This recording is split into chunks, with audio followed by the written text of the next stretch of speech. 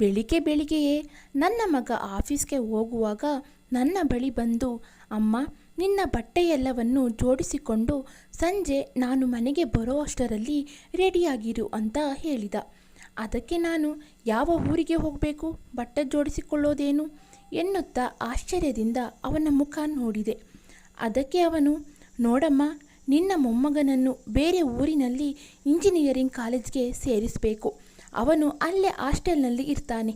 ಇನ್ನು ಮನೆ ಹತ್ತಿರ ನಾನು ಮತ್ತು ನಿನ್ನ ಸೊಸೆ ಉದ್ಯೋಗದಲ್ಲೋ ಕೆಲಸದಲ್ಲೋ ಬ್ಯುಸಿಯಾಗಿರ್ತೀವಿ. ಇನ್ನು ನಿನ್ನ ನೋಡಿಕೊಳ್ಳಲು ನಮ್ಮಿಂದ ಆಗೋದಿಲ್ಲ.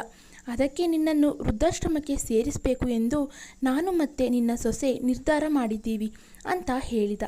ಆ ಮಾತು ಕೇಳಿ ನಾನು ಮೌನವಾಗಿ ಸುಮ್ಮನಾಗಿ ಬಿಟ್ಟೆನು. ಅವರಿಬ್ಬರು ನಿರ್ಧಾರ ಮಾಡಿ ಆದ ಮೇಲೆ ಇನ್ನು ನಾನು ಏನು ಮಾಡೋಕ್ಕಾಗುತ್ತೆ? ನನ್ನ ಹತ್ರ ಇರೋ 4 ಕಾಟನ್ ಸೀರೆಗಳು, ದಿನ ಓದೋ ರಾಮನ ಪುಸ್ತಕಗಳನ್ನು ಪೆಟ್ಟಿಗೆಗೆ ಹಾಕಿಕೊಂಡೆ. ಸಂಜೆ ಮಗ ಸೊಸೆ ಮನೆಗೆ ಬರೋ ಸಮಯಕ್ಕೆ ನಾನು ರೆಡಿಯಾಗಿದ್ದೆ. ಬಂದವಳೆ ನನ್ನ ಸೊಸೆ, ನೋಡ್ರಿ, ಇವರನ್ನು ಅಲ್ಲಿಗೆ ಬಿಟ್ಟು ಬೇಗ ಬನ್ನಿ, ನಾನು ನಮ್ಮಿಬ್ಬರಿಗೆ ಅಡುಗೆ ಮಾಡ್ತೀನಿ ಅಂದಾಗ ನನ್ನ ಮಗ, ಸರಿ ಆಯಿತು ಅಮ್ಮ, ಬಾ ಹೋಗೋಣ ಎಂದ. ನನ್ನ ಮಗನನ್ನು ಮತ್ತೆ ಸೊಸೆಯನ್ನು ಬಿಟ್ಟು ಹೋಗಬೇಕು ಅಂದರೆ ಒಂದು ಸಾರಿ ಕಣ್ಣಿಂದ ನೀರು ಜಾರಿದವು. ಅದನ್ನು ಒರೆಸಿಕೊಂಡು ನನ್ನ ಸೊಸೆಯ ಕಡೆ ನೋಡುತ್ತಾ, ನೋಡಮ್ಮ, ನಾವೇನಾದರೂ ಯಾವತ್ತಾದರೂ ಅನ್ನಬಾರದ ಮಾತುಗಳನ್ನು ಆಡಿ ನಿನಗೆ ನೋವು ಮಾಡಿದರೆ ದಯವಿಟ್ಟು ನನ್ನ ಕ್ಷಮಿಸಮ್ಮ. ನೀವಿಬ್ಬರು ಜೊತೆಯಾಗಿ ಯಾವಾಗಲೂ ಖುಷಿಯಾಗಿರಬೇಕು ಅನ್ನೋದೊಂದೇ ನನ್ನ ಆಸೆ. ಆ ಭಗವಂತ ಯಾವತ್ತೂ ನಿಮ್ಮನ್ನು ಚೆನ್ನಾಗಿ ಇಟ್ಟಿರಲಿ ಅಂತ ಬೇಡಿಕೊಳ್ಳುತ್ತೇನೆ. ನೀವು ಎಂಥವರು, ಚಿಕ್ಕಂದಿನಿಂದಲೂ ಅವರನ್ನು ಹೇಗೆ ಬೆಳೆಸಿದಿರೋ ಅವರಿಗೆ ಮತ್ತು ನನಗೆ ಮಾತ್ರ ಗೊತ್ತು. ನಮ್ಮ ಬದುಕನ್ನು ಹೇಗೆ ಬದುಕಬೇಕು ಎಂದು ನಮಗೆ ಗೊತ್ತು. ಯಾರಿಗೋಸ್ಕರನೂ ನಮ್ಮ ಜೀವನದ ಸುಖ ನೆಮ್ಮದಿಯನ್ನು ನಾವು ಬಿಟ್ಟುಕೊಡಲ್ಲ ಅಂತ ನನ್ನ ಸೊಸೆ ಹೇಳಿದಳು.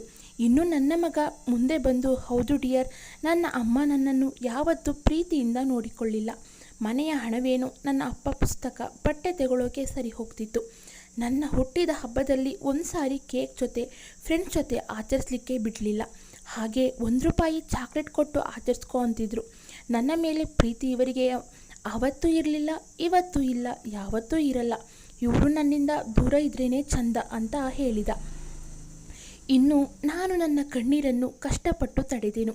ಅದನ್ನು ಬಿಟ್ಟರೆ ನನ್ನಿಂದ ಇನ್ನೇನು ಮಾಡಲು ಸಾಧ್ಯ? ಈಗ ಆಟೋ ಹತ್ತಿ ವೃದ್ಧಾಶ್ರಮದ ಕಡೆಗೆ ಹೊರಟೆವು. ಆಟೋದಲ್ಲಿ ಕುಳಿತಿದ್ದ ನನಗೆ ನನ್ನ ಬಾಲ್ಯ ಗುರುತಿಗೆ ಬರ್ತಿದೆ. ನನ್ನ ಅಪ್ಪ ನಮ್ಮ ಊರಿಗೇನೆ ದೊಡ್ಡ ವ್ಯಕ್ತಿ, ಬಹಳ ಗೌರವದಿಂದ ಘನತೆಯಿಂದ ಇರೋ ವ್ಯಕ್ತಿ. ಅವರಿಗೆ ನಾವು 6 ಜನ ಮಕ್ಕಳು, ಎಲ್ಲರೂ ಹೆಣ್ಣು ಮಕ್ಕಳೇ. ಗಂಡು ಮಗು ಬೇಕು ಅಂತ ಕಾಯುತ್ತಿದ್ರೋ ಏನೋ, ಆದರೆ ನಾನು ಹೆಣ್ಣೆ. ಆದ್ದರಿಂದ ಇನ್ನೂ ಸಾಕು ಎಂದು ನನಗೆ ಶಾಂತಿ ಅಂತ ಹೆಸರಿಟ್ರು. ವಾರಸತ್ವದಿಂದ ಬಂದ ಹೊಲದ ಆದಾಯದ ಮೇಲೆ ಬದುಕುತ್ತಿದ್ದೋ ಅಂತ ನಮಗೆ ನನ್ನ ಅಕ್ಕಂದಿರ ಮದುವೆಗೋಸ್ಕರ ಎಲ್ಲವನ್ನು ಮಾರುವ ಪರಿಸ್ಥಿತಿ ಬಂತು. ನನ್ನವರೆಗೆ ಬರೋ ಅಷ್ಟರಲ್ಲಿ ಯಾವ ಹೊಲನೂ ಇರಲಿಲ್ಲ. ನನ್ನ ಮದುವೆಗೆ ಹೇಗೆ ಮಾಡೋದು ಎಂದು ನನ್ನ ಅಪ್ಪ ಭಯಪಡ್ತಾ ಇರೋರು. ವಯಸ್ಸಾದ ನನ್ನ ತಂದೆ ನನ್ನ ಮದುವೆ ಬಗ್ಗೆ ಪಡೋ ಭಯ ನೋಡಿ ನನಗೆ ನೋವಾಗುತ್ತಾ ಇತ್ತು. ಹಾಗಿದ್ದಾಗ ನಾನು ಸನ್ಯಾಸತ್ವ ಸ್ವೀಕರಿಸಿ ಮದುವೆ ಆಗದೆ ಸನ್ಯಾಸಿನಿಯಾಗಿ ಇರ್ತೀನಿ ಅಪ್ಪ ಅಂತ ಹೇಳ್ತಾ ಇದ್ದೆ. ನನ್ನ ಮಾತು ಅವರನ್ನು ಇನ್ನೂ ಬಾಧೆ ಪಡುವಂತೆ ಮಾಡ್ತಾ ಇತ್ತು. ಅದೇನು ಮಾತು ಅಂತ ಆಡ್ತೀಯಮ್ಮ, ನಿನ್ನ ಹೀಗೆ ಸಾಕಿ ಸನ್ಯಾಸಿನಿ ಆಗಲು ಬಿಡ್ತೀನಾ? ನಾನು ನಂಬಿರೋ ಆ ಭಗವಂತ ನನಗೆ ಒಂದು ಮಾರ್ಗ ತೋರಿಸುತ್ತಾರೆ ಅಂತಿದ್ರು ನನ್ನ ಅಪ್ಪ. ಹಾಗೆ ನಮ್ಮ ಪಕ್ಕದ ಊರಿನ ಹುಡುಗನ ಜೊತೆ ನನಗೆ ಸಂಬಂಧ ಕೂಡಿ ನನ್ನ ಮದುವೆ ನಡೀತು. ನನ್ನ ಗಂಡನಿಗೆ 7 ಜನ ತಮ್ಮಂದರು ತಂಗಿಯರು. ಅವರೆಲ್ಲರ ಜವಾಬ್ದಾರಿ ಇವರ ಮೇಲೇ ಇತ್ತು. ಮಾಡೋದು ಸ್ಕೂಲ್ ಟೀಚರ್ ಕೆಲಸ. ನನ್ನ ಗಂಡನಿಗೆ ನನ್ನ ಕಂಡ್ರೆ ಇಷ್ಟ ಇರಲಿಲ್ಲ. ಸರಿಯಾದ ಸಮಯಕ್ಕೆ ವರದಕ್ಷಿಣೆ ಕೊಡಲಿಲ್ಲ ಅಂತ ಮಾತಿಗೂ ಬೈಯುವುದಲ್ಲದೆ ನನ್ನ ಜುಟ್ಟು ಹಿಡಿದು ಎಳೆದುಕೊಂಡು ಒಡೆಯುತ್ತಾ ಹಿಂಸೆ ಮಾಡ್ತಾ ಇದ್ದರು. ನನ್ನ ಗಂಡ ನನಗೆ ಎಷ್ಟೇ ಹಿಂಸೆ ಕೊಟ್ಟರೂ ಏನೇ ಮಾಡಿದರೂ ಕೂಡ ನಾನು ನನ್ನ ಅಪ್ಪನಿಗೆ ಆಗಲಿ ಅಥವಾ ನನ್ನ ತವರಿನವರಿಗಾಗಲಿ ಏನನ್ನು ಕೂಡ ಹೇಳ್ತಾ ಇರಲಿಲ್ಲ. ನನಗೇನಾದರೂ ಆದರೆ ಅವರು ತಲೆ ಕೆಡಿಸ್ಕೊಳ್ತಾನೇ ಇರಲಿಲ್ಲ. ಬಂದ ಸಂಬಳವನ್ನೆಲ್ಲ ತನ್ನ ಅಮ್ಮನ ಕೈಯಲ್ಲಿ ಕೊಡ್ತಾ ಇದ್ರು. ಸ್ಕೂಲ್ ಮುಗಿದ ಮೇಲೆ ಅಲ್ಲೇ ಗ್ರಂಥಾಲಯಕ್ಕೆ ಹೋಗಿ ಓದುತ್ತಾ ಇದ್ರು, ಇಲ್ಲ ಅಂದರೆ ಯೋಗ ಮಾಡ್ತಾ ಇದ್ರು. ಇನ್ನು ನನ್ನ ಅತ್ತೆ, ನಾದಿನಿ ಮತ್ತು ಮೈದ್ನ ಎಲ್ಲರಿಗೂ ಅವರ ಕಷ್ಟಕ್ಕೆಲ್ಲ ನಾನೇ ಕಾರಣ ಅಂತ ನನ್ನ ಮೇಲೆ ವಿಷ ಕಕ್ಕುತ್ತಿದ್ರು. ಹೀಗಿರುವಾಗ ನಾನು ಗರ್ಭಿಣಿಯಾಗಿ ಮಗು ಹುಟ್ಟಿತು. ಇವನು ಹುಟ್ಟಿದ ಮೇಲೆ ಆ ಡಾಕ್ಟರ್ ಅಮ್ಮನ ಹತ್ತಿರ ನನಗೆ ಇನ್ನು ಮಕ್ಕಳು ಆಗದ ಹಾಗೆ ಆಪ್ರೇಷನ್ ಮಾಡಿ ಎಂದು ಪರಿಪರಿಯಾಗಿ ಬೇಡಿಕೊಂಡೆ. ಅದೇನು ಇವಾಗ ಆಪ್ರೇಷನ್ ಮಾಡೋದು ಅಂತ ಡಾಕ್ಟರ್ ಅಮ್ಮ ಸೀರಿಯಸ್ ಆದರು.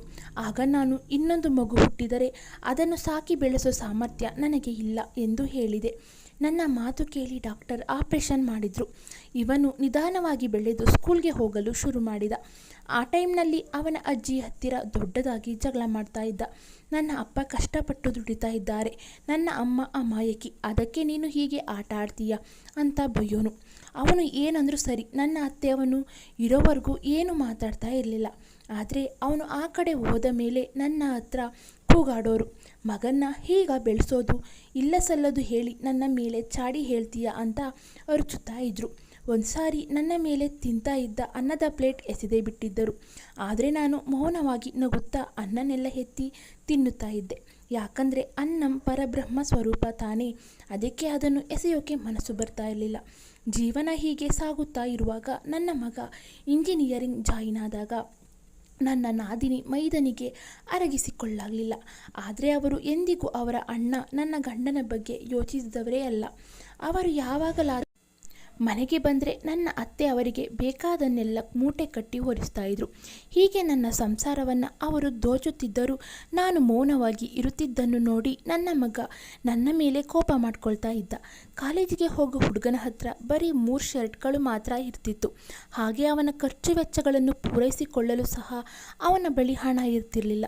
ಅವನ ಅಪ್ಪನ ಹತ್ರ ಹಣ ಕೇಳಿದರೆ ಹೋಗಿ ನಿನ್ನ ಅಜ್ಜಿ ಹತ್ರ ಕೇಳು ಅನ್ನೋರು. ಇನ್ನು ಅತ್ತೆ ನನ್ನ ಬಳಿ ಎಲ್ಲಿದೆ, ಎಲ್ಲ ಮನೆಗೆ ಖಾಲಿಯಾಗಿದೆ ಅನ್ನೋರು. ಒಂದಿನ ಕೋಪ ಬಂದು ನನ್ನ ಮಗ ಅವನ ಅಪ್ಪನ ಬೈದ, ನಿನ್ನಂಥ ವ್ಯಕ್ತಿ ಅಸಲಿಗೆ ಮದುವೆ ಮಾಡ್ಕೋಬಾರ್ದಿತ್ತು, ಹಿಮಾಲಯಕ್ಕೆ ಹೋಗಿ ಸನ್ಯಾಸಿ ಆಗಬೇಕಿತ್ತು, ಆವಾಗ ನನಗೆ ಈ ದರಿದ್ರ ತಪ್ತಿತ್ತು ಅಂತ ಹೇಳ್ದ. ಆ ಮಾತಿಗೆ ನನ್ನ ಗಂಡ ನನ್ನ ಕೈ ಹಿಡಿದು, ಶಾಂತಿ, ನನ್ನ ಕ್ಷಮಿಸು, ನಾನು ನಿನಗೆ ತುಂಬ ಕಷ್ಟ ಕೊಟ್ಬಿಟ್ಟೆ ಎಂದು ಹೇಳ್ತಾ ಅಳಲು ಶುರು ಮಾಡಿದ್ರು. ಅವರು ಅಷ್ಟು ಅಳುತ್ತಾ ಇದ್ರೂ ಕೂಡ ನನ್ನ ಗಂಟಲಿನಿಂದ ಒಂದು ಮಾತು ಹೊರಬರಲಿಲ್ಲ. ನನ್ನ ಗುಂಡಿಗೆ ಯಾವತ್ತೋ ಬಂಡೆಯಾಗಿ ಹೋಗಿತ್ತು, ಅದು ಕರಗಿದ್ರೆ ಅಲ್ವಾ ಕಣ್ಣೀರು ಬರೋಕ್ಕೆ ಸಾಧ್ಯ. ನಾನು ಪಾಪಾತ್ಮ ಶಾಂತಿ, ನಿನ್ನ ಇಷ್ಟು ದಿನ ಸರಿಯಾಗಿ ಅರ್ಥ ಮಾಡ್ಕೊಳ್ಳಿಲ್ಲ. ಕನಿಷ್ಠ ಸರಿಯಾಗಿ ತಿಂದ ಅಂತಾನೂ ಕೇಳಲಿಲ್ಲ. ಆಭರಣದ ವಿಷಯ ಪಕ್ಕಕ್ಕೆ ಬಿಡು, ಕನಿಷ್ಠ ಒಂದು ಒಳ್ಳೆ ಸೀರೆನೂ ಕೂಡ ಕೊಡಿಸಲಿಲ್ಲ. ಅಮ್ಮ ಅವರು ನಿನ್ನ ಅನ್ನಬಾರದ ಮಾತುಗಳನ್ನು ಅಂದು ಬೈಯುತ್ತಿದ್ದರೆ ನಾನು ಏನು ಕೇಳದೇ ಇರೋ ಹಾಗೆ ಹೊರಟು ಹೋಗ್ತಾ ಇದ್ದೆ. ನನ್ನಲ್ಲಿ ಮಾನವತ್ವ ನಶಿಸಿ ಹೋಗಿದೆ, ನನ್ನ ಕ್ಷಮಿಸು ಶಾಂತಿ ಅಂತ ಹೇಳ್ತಾನೇ ಇದ್ರು. ಅವರು ಎಷ್ಟು ಹತ್ತು ಬೇಡಿದರೂ ನನ್ನ ಮನಸ್ಸು ಕರಗಲೇ ಇಲ್ಲ. ಮೌನವಾಗಿ ಸುಮ್ಮನಾಗಿ ಬಿಟ್ಟೆ. ಇನ್ನು ಆ ರಾತ್ರಿ ಮಲಗಿ ಬೆಳಗ್ಗೆ ಏಳುವಷ್ಟರಲ್ಲಿ ನನ್ನ ಗಂಡ ನೇಣು ಬಿಗಿದುಕೊಂಡು ಸತ್ತು ಹೋಗಿದ್ರು. ನಮಗೆ ಗೊತ್ತಿರುವ ಡಾಕ್ಟರ್ ಬಳಿ ಅವರು ಹೃದಯಾಘಾತದಿಂದ ಸತ್ತಿದ್ದಾರೆ ಎಂದು ಎಲ್ಲರನ್ನು ನಂಬಿಸಿ ಅವರ ಅಂತ್ಯ ಸಂಸ್ಕಾರ ಮಾಡಿದೆವು. ಅವರು ಸತ್ತ ನಂತರ ಬಂದ ಇನ್ಶೂರೆನ್ಸ್ ಹಣದಿಂದ ನನ್ನ ಮಗ 2 ಬೆಡ್ರೂಮ್ ಇರುವ ಒಂದು ಫ್ಲ್ಯಾಟ್ ಕೊಂಡುಕೊಂಡ. ನಾನೇನು ಮಾತಾಡಲಿಲ್ಲ. ತಿಂಗಳಿಗೊಮ್ಮೆ ಬರುವ ಪೆನ್ಷನ್ ಹಣನೂ ಕೂಡ ಅವನೇ ಇಟ್ಟುಕೊಳ್ತಿದ್ದ. ನಿಂಗೆ ಹಣದ ಬೆಲೆ ಗೊತ್ತಿಲ್ಲ, ದಾನ ಧರ್ಮ ಅಂತ ಕೊಟ್ಬಿಡ್ತೀಯ, ನೀನು ಹಿಮಾಲಯದಲ್ಲಿ ತಪಸ್ಸು ಮಾಡ್ತಾ ಇರಬೇಕಾದವಳು, ಇಲ್ಲಿ ಇರಬೇಕಾದವಳು ಅಲ್ಲ ಅಂತಿದ್ದ. ಅವನು ಮತ್ತೆ ನನ್ನ ಸೊಸೆ ಏನೇ ಅಂದರೂ ನನ್ನಲ್ಲಿ ಯಾವ ಚಲನೆಯೂ ಇರ್ತಿರಲಿಲ್ಲ. ನನ್ನ ಅತ್ತೆ ಮನೆಯ ಜೀವನವೇ ನನ್ನ ಮನಸ್ಸನ್ನು ಬಂಡೆಯಂತೆ ಮಾಡಿದೆ. ಇನ್ನು ಇವರ ಮಾತು ಚೇಷ್ಟೆಗಳು ನನ್ನೇನು ಬಾಧೆ ಪಡಿಸ್ತಾವೆ. ಅವರು ಏನೇ ಅಂದರೂ ಎಂದಿನಂತೆ ನನ್ನ ಮೌನವೇ ಅದಕ್ಕೆ ಸಮಾಧಾನ.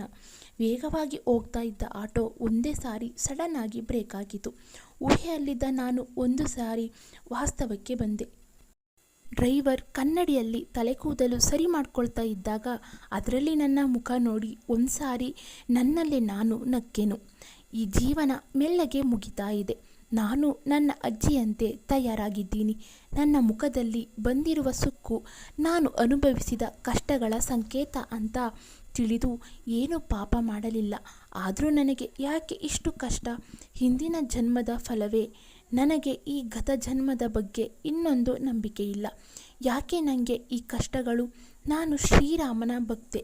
ದಿನ ಅವನ ನಂಬಿ ಎಷ್ಟೋ ಪೂಜೆಗಳನ್ನು ಮಾಡ್ತಾ ಇದ್ದೆ. ನಾನು ಮಾಡಿದ ಪೂಜೆ ಎಲ್ಲ ನಿಷ್ಫಲಿತವಾ? ಒಂದು ಸಾರಿ ನನ್ನ ಮೇಲೆ ನನಗೆ ಕೋಪ ಬಂತು. ನನ್ನ ನೋವು ಎಲ್ಲದಕ್ಕೂ ಆ ರಾಮನೇ ಕಾರಣ ಅನ್ನಿಸ್ತು. ಭಕ್ತರ ಕಷ್ಟ ನಿವಾರಿಸದವನು ದೇವರು ಹೇಗೆ ಆಗುತ್ತಾನೆ ಎಂದು ಆಲೋಚಿಸುತ್ತಿರುವಾಗಲೇ ಆಟೋ ವೃದ್ಧಾಶ್ರಮದ ಮುಂದೆ ಬಂದು ನಿಲ್ತು. ನಾನು ಆಟೋ ಇಳಿತಾ ಇರಬೇಕಾದರೆ ನನ್ನ ಕಾಲು ಕಲ್ಲಿಗೆ ಎಡವಿತು. ಆ ತಕ್ಷಣ ನೋವಿನಿಂದ ನಾನು ಅಯ್ಯೋ ರಾಮ ಅಂತ ಗಟ್ಟಿಯಾಗಿ ಅರಿಚಿ ಕೆಳಗೆ ಬಿದ್ದೆ.